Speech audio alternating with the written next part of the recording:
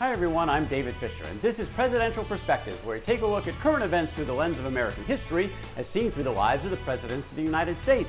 Today's episode is focused on Schedule F and the history of civil service reform.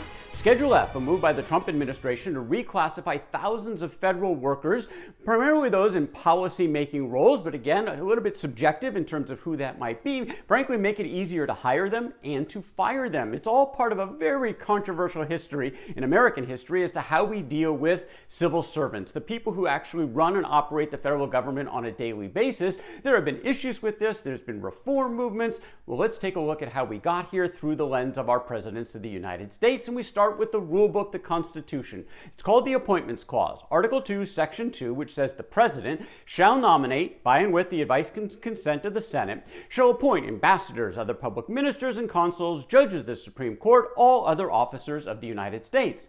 The Congress may by law vest the appointment of such inferior officers as they think proper in the President alone, in the courts of law, or in the heads of departments. So, how did this work from the very beginning? George Washington, the first president, had a whole bunch of appointments to make. Even though the government was small, he still had decisions to make, and there was a lot of pressure, political pressure, coming from allies and people that they wanted the president to appoint. For the most part, Washington kind of stayed above the fray. He did make one exception, which actually established a precedent, and this came to the role of federal judges who were going to operate within a particular state. He gave the senators from that state the ability to weigh in. It was called senatorial courtesy, and that's a precedent that actually carries forward to this day. The real test of what's going to happen with the civil service took place in 1800, when the government really changed hands. After 12 years under Washington and Adams, you now have the Democratic Republicans under Thomas Jefferson taking over in what Jefferson called the Revolution of 1800, a real change out in government. So what did that mean in terms of the civil service? Would he make wholesale changes, which the Constitution gave him the authority to do?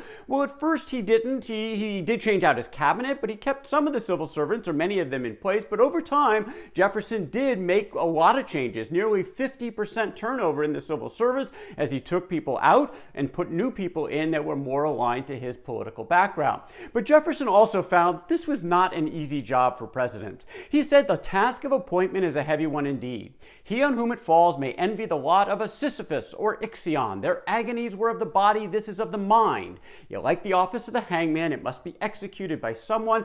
This would actually become the bane of many presidents, because for every job you give, there's a whole bunch of people who go away unhappy. The next party change took place in 1824. The Virginia dynasty was out, John Quincy Adams was in, and he had a chance again to make wholesale changes, bring in his people into the government, and frankly, he refused. He was, despite a whole bunch of pressure to make changes, he was very solid in his principles. He wasn't going to play political games, and he said, I am importuned to serve my friends and reproach for neglecting them, because I will not dismiss or drop from executive favor officers faithful and able, because they are my political appointments to provide my own partisans. This I will not do. In fact, John Quincy Adams replaced only 12 people in his entire 4 years as president of the United States. All of those were for cause. Let's face it though, this hurt him politically. There were people in Congress who might have been more inclined to support his administration that did not, because they didn't get what they wanted when it came to these jobs, and he would basically be the last president to take this kind of principled stand. In part because the next president was Andrew Jackson, and he was full-on supporter of what became known as the spoils system. That name came from a senator from New York by the name of William Marcy, who said, to the victor belongs the spoils of the enemy, and for that they meant jobs. For Andrew Jackson, he called it rotation in office. And he was going to be a different kind of president, a different kind of executive. He was urged on by his Secretary of State, Martin Van Buren, who had been a master of using the political patronage, handing out jobs to gain power in the state government in the state of New York. Now he's in Jackson's cabinet. They're moving forward together, rotation in office. They made almost complete change in the personnel of the people operating the federal government throughout his 8 years in office. And for Jackson, this was a good thing.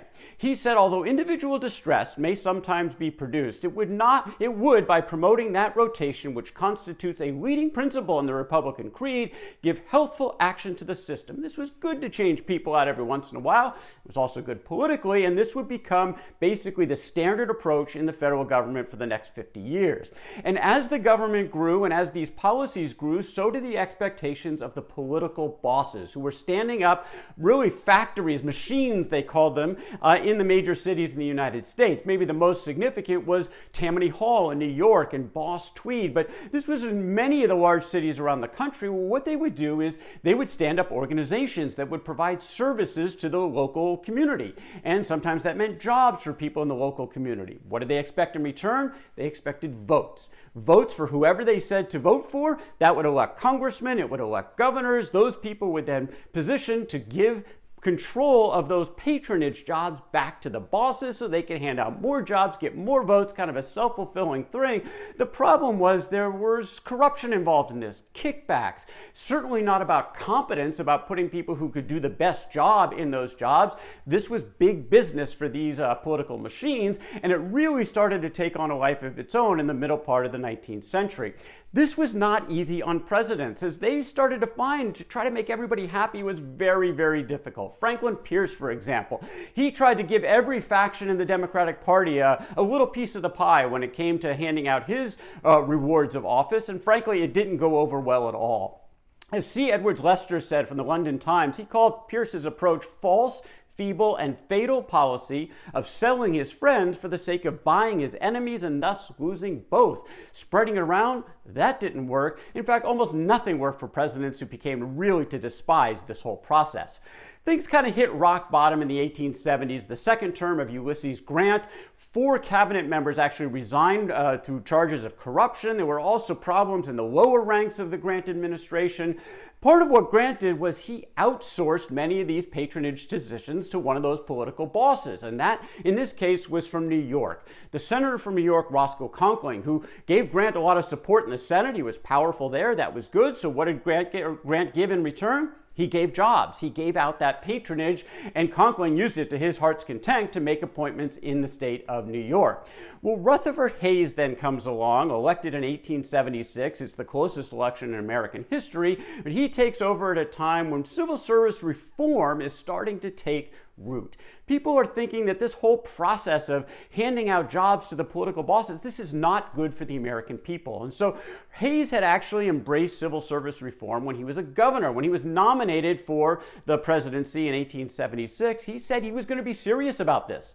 This system destroys the independence of the separate departments of the government, Hayes said. It tends directly to extravagance and official incapacity. It is a temptation to dishonesty. It hinders and impairs that careful supervision and strict accountability by which alone faithful and efficient public service can be secured.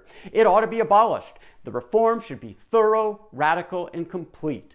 Well, to make this really known and something that he could do something about, Hayes actually took a one-term pledge because he knew this approach to his presidency was going to be politically really challenging. He wasn't going to run again. He was going to put all his eggs in this basket for one term. Again, he wins the presidency, and on his inauguration day, he makes it serious. He's going to focus on civil service reform.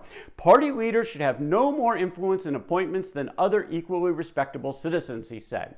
No useless officer or employee should be retained. No officer should be required or permitted to take part in the management of political organizations, caucuses, conventions, or election campaigns. He was trying to take politics out of the civil service. Well, this was anathema to the bosses. In the halls of Congress, this was about their power, including Boss Conkling of New York.